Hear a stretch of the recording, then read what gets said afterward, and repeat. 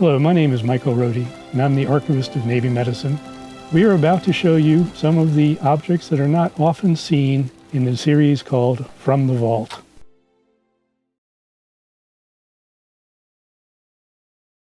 We're going to begin with objects from the Nurse Corps in honor of the 250th anniversary of the United States.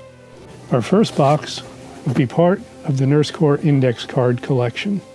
This is as it sounds like, a collection of index cards, dozens of boxes of them. Before the widespread use of computers, organizations still needed ways to track their employees. One common way was index cards. From the founding of the Nurse Corps in 1908 through the 1990s, these cards described a nurse's duty stations, marital status, and other information which changed depending on the years. When the Nurse Corps began in 1908, the first nurses to be appointed, 20 of them, have become known as the Sacred 20. So in these boxes, I've marked a couple cards to pull out. These two are for Lena Higbee, who won a Navy Cross and also headed the Nurse Corps. As you can see, she died in 1941, but she joined in September of 1908, and by 1911, she was the chief nurse running the Corps. Scans of all the Sacred 20 cards are on Navy Medicine's Flickr page.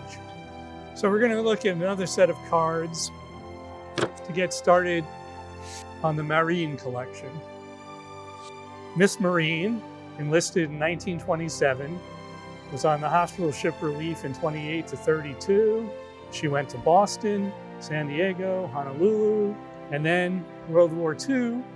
She's in Norfolk, was supposed to report to the Solace, but that was canceled. And she ended up instead on the hospital ship Refuge. And then she retired in 49 and married in 1977. To the women and men of Navy Medicine, we're grateful for your service and appreciate the opportunity to preserve the history of it. Next time in From the Vault, we will look at a different chapter in the Nurse Corps history in our celebration of the 250th anniversary of the United States.